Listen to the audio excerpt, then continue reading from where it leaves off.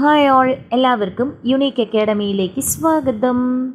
ഇന്ന് നമ്മൾ നോക്കുന്നത് നമ്മുടെ ഇൻ്റർവ്യൂവിന് ഒരു ട്രെൻഡിങ് ടോപ്പിക്കാണ് നമ്മുടെ ഗൈഡൻസും കൗൺസിലിംഗ്. അപ്പോൾ അത് തമ്മിലുള്ള ഡിഫറൻസ്, അതുപോലെ അതിലെ പ്രധാനപ്പെട്ട വസ്തുതകൾ എന്തൊക്കെയാണ് എന്നാണ് ഇന്ന് നോക്കുന്നത്. ഒരു ചെറിയൊരു വീഡിയോ ആണ് കേട്ടോ. അപ്പോൾ ഗൈഡൻസ് എന്ന് പറയുന്നത് മാർഗദർശനം എന്നാണ് മലയാളം. ഗൈഡൻസ് എന്ന് പറയുന്നത് മാർഗദർശനവും കൗൺസിലിംഗ് ഉപബോധനവുമാണ്. കൗൺസിലിംഗ് ഉപബോധനമാണ് അതിൻ്റെ മലയാളം. ഞാൻ പറഞ്ഞു, പല സ്ഥലങ്ങളിലും ഡയറക്റ്റായിട്ടല്ല ഗൈഡൻസ് എന്താണ്, കൗൺസിലിംഗ് എന്താണ് എന്നല്ല ചോദിക്കുന്നത്. അവരൊരു സിറ്റുവേഷൻ പ്രൊവൈഡ് ചെയ്യും. ആ ഒരു സിറ്റുവേഷനിൽ നമ്മൾ കുട്ടികളുമായി ബന്ധപ്പെട്ടുകൊണ്ടുള്ള ഒരു സിറ്റുവേഷൻ ആയിരിക്കും. അതിൽ ഗൈഡൻസ് ആണോ നൽകുക, കൗൺസിലിംഗ് ആണോ നൽകുക തുടങ്ങിയ കാര്യങ്ങളും അനുബന്ധ വിവരങ്ങളും ഒക്കെയാണ് നമ്മുടെ പാനലിൽ ചോദിക്കുന്നത്. അപ്പം നമുക്ക് നോക്കാം. അപ്പം നമ്മുടെ ഗൈഡൻസ് അല്ലെങ്കിൽ മാർഗദർശനത്തെക്കുറിച്ച് ജോൺസിൻ്റെ ഒരു ഡെഫിനിഷൻ ഉണ്ട്. ജസ്റ്റ് ഒന്ന് കേട്ടിരിക്കുക. ജീവിത ലക്ഷ്യങ്ങൾ വികസിപ്പിക്കുന്നതിനോ സമായോജനം കൈവരിക്കുന്നതിനോ ലക്ഷ്യ സാക്ഷാത്കാരത്തിനോ വേണ്ടി ഒരു വ്യക്തി മറ്റൊരു വ്യക്തിക്ക് നൽകുന്ന വിദഗ്ധ സഹായമാണ് മാർഗദർശനം. സിംപ്ലി നമ്മുടെ ഗൈഡൻസ് അല്ലേ. ഇപ്പോൾ നമ്മൾ എന്തെങ്കിലും എക്സാം ക്രാക്ക് ചെയ്യാനായിട്ട് ഗൈഡൻസ് കൊടുക്കുക. പിന്നെ അതുപോലെ തന്നെ എന്തെങ്കിലും ഒരു പ്രശ്നത്തിൽ അകപ്പെട്ടിരിക്കുമ്പോൾ, ചെറിയ രീതിയിലുള്ള പ്രശ്നങ്ങളാണെങ്കിൽ നമ്മൾ എന്ത് ചെയ്യുക, അത് തരണം ചെയ്ത് മുന്നോട്ട് പോകാനായിട്ട് ഗൈഡൻസ് കൊടുക്കുക. ഒരു മാർഗദർശനം, മുന്നോട്ടുള്ള ഒരു വഴി നമ്മൾ കാണിച്ചു കൊടുക്കുന്നതാണ് ഗൈഡൻസിലൂടെ വെക്കുന്നത്. അപ്പോൾ നമ്മൾ വിവിധ തരത്തിലുള്ള ഗൈഡൻസ് ഉണ്ടെങ്കിലും നമ്മൾ കൂടുതലും ഫോക്കസ് ചെയ്യുന്നത് നമ്മുടെ എഡ്യൂക്കേഷണൽ ആൻഡ് വൊക്കേഷണൽ ഗൈഡൻസ് ആണ്. വിദ്യാഭ്യാസപരവും അതുപോലെ തൊഴിൽപരവുമായ മാർഗദർശനമാണ് കൂടുതലും ഫോക്കസ് ചെയ്യുന്നത്. അപ്പോൾ ഒരു വ്യക്തിയുടെ അഭിരുചിയും കഴിവും പരിഗണിച്ച് ഒരാൾക്ക് അയാളുടെ വിദ്യാഭ്യാസ മേഖലയും തൊഴിലും തിരഞ്ഞെടുക്കാനും അതിനോട് പൊരുത്തപ്പെട്ട് വിജയം നേടാനും വിദഗ്ധൻ നൽകുന്ന സഹായമാണ് ഗൈഡൻസ്. ഓക്കെ, അപ്പോൾ ഒരാളുടെ ജീവിത വിജയം, അടുത്ത സ്റ്റെപ്പ് എന്താണ് എന്ന് മുൻകൂട്ടി ഒന്ന് തീരുമാനിക്കാൻ വേണ്ടിയിട്ടാണ് മറ്റൊരാൾ മാർഗനിർദ്ദേശം നൽകുന്നതൊക്കെയാണ് നമ്മൾ ഗൈഡൻസ് എന്ന് പറയുന്നത്. ഇപ്പോൾ +2 കഴിഞ്ഞ് നിൽക്കുന്ന കുട്ടി, ആ കുട്ടിക്ക് ഹ്യൂമാനിറ്റീസ് ആണോ സയൻസ് ആണോ എടുക്കേണ്ടത്? അപ്പം ആ ഗൈഡൻസ് കൊടുക്കുന്ന വ്യക്തി എന്താണ് നോക്കുന്നത്?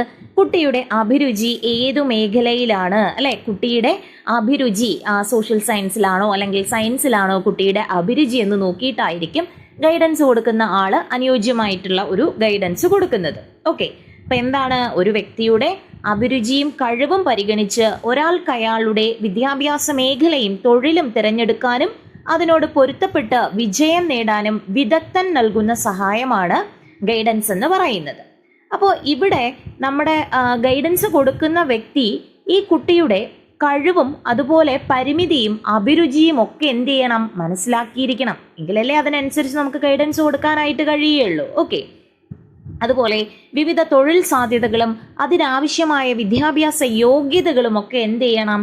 അറിഞ്ഞിരിക്കണം. ഓക്കെ, അപ്പോൾ ഇത്രയേ ഉള്ളൂ. ഗൈഡൻസ് എന്ന് പറയുന്നത് ഇത്രയേ ഉള്ളൂ. ഒരു വ്യക്തിയുടെ കഴിവും അഭിരുചിയും പ്രാവീണ്യവും കണക്കിലെടുത്തുകൊണ്ട് അയാളുടെ ജീവിത വിജയത്തിന് വേണ്ടി അയാളെക്കാൾ നമ്മുടെ വൈഗോട്സ്കി പറഞ്ഞതുപോലെ ZPD അല്ലേ, അയാളെക്കാൾ അല്ലെങ്കിൽ മോർ നോളജബിൾ അതർ എന്ന് നമ്മൾ പറയില്ലേ, അങ്ങനെയുള്ള ഒരു വ്യക്തി ഈ കുട്ടിക്ക് കൊടുക്കുന്ന മാർഗനിർദ്ദേശം തന്നെയാണ് ഗൈഡൻസ്. അവന് കൊടുക്കുന്ന കുഞ്ഞു കുഞ്ഞു ടിപ്സുകളൊക്കെയാണ് ഗൈഡൻസ് എന്ന് പറയുന്നത്. നീ ഇന്ന മേഖലയിൽ നീ ഇതെടുത്തു കഴിഞ്ഞാൽ നിനക്ക് ഇന്ന രീതിയിൽ എത്തിച്ചേരാനായിട്ട് കഴിയും. നിനക്ക് ഇന്ന മേഖലയിലാണ്, ഇപ്പോൾ കുട്ടിക്ക് എന്താണ് സയൻസിലാണ് നിനക്ക് അഭിരുചി, അല്ലെങ്കിൽ നിനക്ക് എഞ്ചിനീയറിങ്ങിലാണ് നിന്റെ കഴിവുകളൊക്കെ, നീ ഇതൊക്കെ ഉണ്ടാക്കുന്നില്ലേ, നിന്റെ കഴിവുകളും നിന്റെ അഭിരുചിയും ഒക്കെ ഈ ഒരു മേഖലയിലാണെങ്കിൽ നീ സയൻസ് എടുത്തു കഴിഞ്ഞാൽ നിനക്ക് എന്താണ് നിനക്ക് എഞ്ചിനീയറിംഗ് കോഴ്സ് ചെയ്യാനായിട്ട് കഴിയും. അങ്ങനെയൊക്കെ പറഞ്ഞു കൊടുക്കുന്നതാണ് ഗൈഡൻസ്. എന്നാൽ നമ്മൾ കൗൺസിലിംഗ് എന്ന് പറയുന്നത്, ഉപബോധനം എന്ന് പറയുന്നത് കുറച്ചുകൂടെ സിവിയർ ആയിട്ടുള്ള ഒരു കാര്യമാണ്. ഓക്കെ, ഇനി നമുക്ക് ജസ്റ്റ് ഗൈഡൻസ് കൊടുക്കാൻ പറ്റുന്ന മേഖലയും അതുപോലെ ഗൈഡൻസ് കൊടുക്കേണ്ട ആള് എന്തൊക്കെ ചെയ്യണം എന്നുള്ള കാര്യങ്ങളും കൂടെ നമുക്ക് നോക്കാം. ഇപ്പോൾ നമ്മൾ പേഴ്സണൽ ആയിട്ടുള്ള ഗൈഡൻസ് ആണ് കൊടുക്കുന്നതെങ്കിൽ ഈ ഗൈഡൻസ് നൽകുന്ന ആൾ ചെയ്യേണ്ടത് നല്ല വ്യക്തിബന്ധങ്ങൾ സ്ഥാപിക്കാൻ വേണ്ടിയിട്ടുള്ള ഒരു ഗൈഡൻസ് കൊടുക്കാം. അതുപോലെ ആരോഗ്യശീലങ്ങൾ വളർത്താനും മാനസികവും ശാരീരികവുമായ ആരോഗ്യം പരിപോഷിപ്പിക്കുവാനും ഒക്കെയുള്ള ഗൈഡൻസ് നമുക്ക് കൊടുക്കാം. ഇനി വിദ്യാഭ്യാസപരമായിട്ടാണെങ്കിലോ അഭിരുചി കണ്ടെത്തൽ, കഴിവുകൾ കണ്ടെത്തൽ, വിവിധ വിദ്യാഭ്യാസ സ്ഥാപനങ്ങൾ നടത്തുന്ന കോഴ്സുകൾ പരിചയപ്പെടുത്തൽ, സ്കോളർഷിപ്പുകളെ കുറിച്ചുള്ള വിവരങ്ങൾ നൽകൽ, അതുപോലെ കുട്ടിയുടെ അഭിരുചിക്കും കഴിവിനും അനുസരിച്ച് കോഴ്സുകൾ തിരഞ്ഞെടുക്കാൻ സഹായിക്കൽ, കോഴ്സിന്റെ സാധ്യതകൾ പരിചയപ്പെടുത്തൽ തുടങ്ങിയവയൊക്കെ ഗൈഡൻസ് നൽകുന്ന ആൾക്ക് ശ്രദ്ധിക്കാം. ഇനി തൊഴിൽപരമായിട്ടാണ് കൊടുക്കുന്നതെങ്കിലോ വിവിധ തൊഴിൽ മേഖല, അതിൻ്റെ സാധ്യത, ഓപ്പർച്യൂണിറ്റീസ് എങ്ങനെയാണ് എന്നുള്ള കാര്യം പറഞ്ഞു കൊടുക്കാം. ഏറ്റവും യോജിക്കുന്ന തൊഴിൽ കണ്ടെത്താനും സഹായിക്കാം. ഓക്കെ, ഇനി ഉപബോധനം അഥവാ കൗൺസിലിംഗ് എന്ന് പറയുന്നത് നമ്മുടെ ഈ ഒരു സാഹചര്യത്തിൽ നമ്മൾ കൂടുതലും കണ്ടുവരുന്നത് കൗൺസിലിംഗ് ആണ് അല്ലേ. ലഹരിക്ക് അടിമപ്പെട്ടു പോകുന്ന ഒരു തലമുറയാണ് നമ്മൾ കാണുന്നത്. അപ്പോൾ അതുകൊണ്ട് തന്നെ കൗൺസിലിങ്ങിന് അത്രത്തോളം ഇമ്പോർട്ടൻസ് ഉണ്ട് കേട്ടോ. അപ്പോൾ കുട്ടികൾ ഈ ഏതൊക്കെ തരത്തിലുള്ള കുട്ടികൾക്ക് നമുക്ക് കൗൺസിലിംഗ് കൊടുക്കാമെന്ന് ചോദിച്ചാൽ, പഠന പിന്നാക്ക അവസ്ഥ നിലനിൽക്കുന്ന കുട്ടികൾ, അതുപോലെ മറ്റു കുട്ടികളെ ഉപദ്രവിക്കുന്നു, കുറ്റവാസനയുള്ള കുട്ടികൾ, ചീത്ത കൂട്ടുകെട്ടിൽ അകപ്പെടുന്നു, മാനസിക സംഘർഷം ഉണ്ടാകുന്ന കുട്ടികൾ, പിന്നെ രോഗങ്ങൾ, ആത്മവിശ്വാസക്കുറവ്, അങ്ങനെ പല പല കാരണങ്ങൾ കൊണ്ട് കുട്ടികളെ എന്ത് ചെയ്യുന്നുണ്ട്, കൗൺസിലിങ്ങിന് വിധേയമാക്കുന്നുണ്ട്.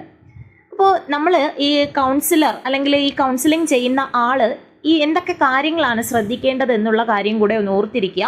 കുട്ടിയുടെ പ്രശ്നങ്ങൾ ആദ്യം എന്ത് ചെയ്യണം, തിരിച്ചറിയണം അല്ലേ. കുട്ടിയുടെ പ്രശ്നങ്ങൾ തിരിച്ചറിയണം, കുട്ടിക്ക് തുറന്നു പറയാനുള്ള അവസരം ഉണ്ടാക്കണം, കുടുംബ സാഹചര്യം അല്ലെങ്കിൽ അവസ്ഥ അന്വേഷിച്ചറിയണം, കുട്ടിയെ കേൾക്കണം അല്ലേ. മെയിനായിട്ട് കുട്ടിയെ കേൾക്കണം, കുട്ടിക്ക് എന്താണ് പറയാനുള്ളത് എന്ന കാര്യം കേൾക്കണം. കുട്ടികളുടെ സുഹൃത്തുക്കളുമായി ആശയവിനിമയം നടത്താം.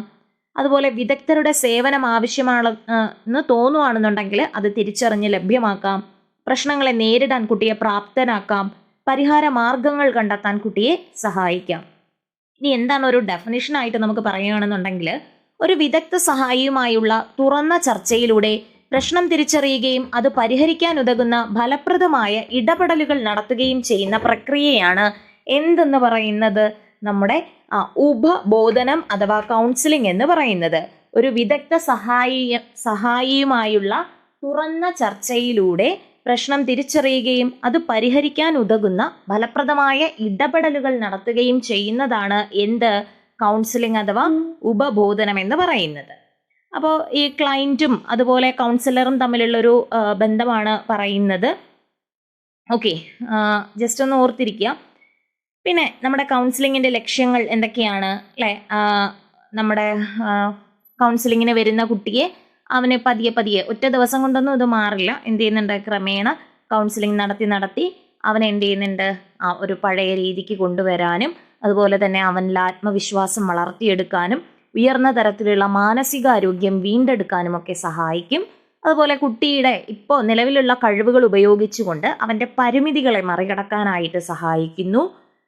ബന്ധങ്ങൾ മെച്ചപ്പെടുത്താൻ അല്ലെ. ഇപ്പോൾ ലഹരിക്ക് അടിമയാവുമ്പോൾ പല സ്ഥലങ്ങളിലും ബന്ധങ്ങളിൽ വിള്ളലുകൾ വരികയാണ് ചെയ്യുന്നത്. ഇപ്പോൾ കൗൺസിലിംഗ് ഒക്കെ കൊടുത്ത് എന്ത് ചെയ്യുന്നുണ്ട്, ആ ബന്ധങ്ങൾ ഊട്ടിയുറപ്പിക്കാനും കുട്ടിയിൽ വിവിധ തരത്തിലുള്ള സ്കില്ലുകൾ ഡെവലപ്പ് ചെയ്യാനും ഒക്കെ എന്ത് ചെയ്യുന്നുണ്ട്, ഈ ഒരു രീതിയിലുള്ള കൗൺസിലിംഗ് സഹായിക്കുന്നുണ്ട്. അപ്പോൾ കൗൺസിലിങ്ങും അതുപോലെ ഗൈഡൻസും തമ്മിലുള്ള ആ ഒരു ഡിഫറൻസ് ഓർക്കുക. ഗൈഡൻസ് എന്ന് പറയുന്നത് കുട്ടിയുടെ കഴിവും അഭിരുചിയും ഒക്കെ കണക്കിലെടുത്തുകൊണ്ട് അവൻ്റെ ജീവിത വിജയത്തിന് വേണ്ടിയിട്ട് നമ്മൾ കൊടുക്കുകയാണ്. ഇന്നത് നീ സെലക്ട് ചെയ്താൽ നിനക്ക് ഈ രീതിക്ക് എത്താം, അങ്ങനെ നമ്മൾ പറഞ്ഞു കൊടുക്കുന്നതാണ് ഗൈഡൻസ്. നമ്മൾ ഗൈഡ് ചെയ്യുന്നു. പക്ഷെ അതേസമയം കൗൺസിലിംഗ് എന്ന് പറയുന്നത് അവൻ്റെ ഉള്ളിലുള്ള ആ മോശമായിട്ടുള്ള ഒരു ക്യാരക്ടറിനെ എടുത്തു മാറ്റാനായിട്ട് ഒരു കൗൺസിലർ കൊടുക്കുന്ന അഡ്വൈസുകളും ശ്രമങ്ങളും ഒക്കെയാണ് കൗൺസിലിങ്ങിൽ ഇൻക്ലൂഡ് ചെയ്തിട്ടുള്ളത്. അപ്പോൾ ഒരു ടീച്ചറിന് ഒരു ഗൈഡിൻ്റെ റോളും ഉണ്ട്, അതുപോലെ കൗൺസിലറിൻ്റെ റോളും ഉണ്ട്. അപ്പോൾ കാര്യങ്ങൾ ചോദിച്ചാൽ ജസ്റ്റ് ഇങ്ങനെ പറഞ്ഞാൽ മതിയാകും കേട്ടോ. Okay, thank you.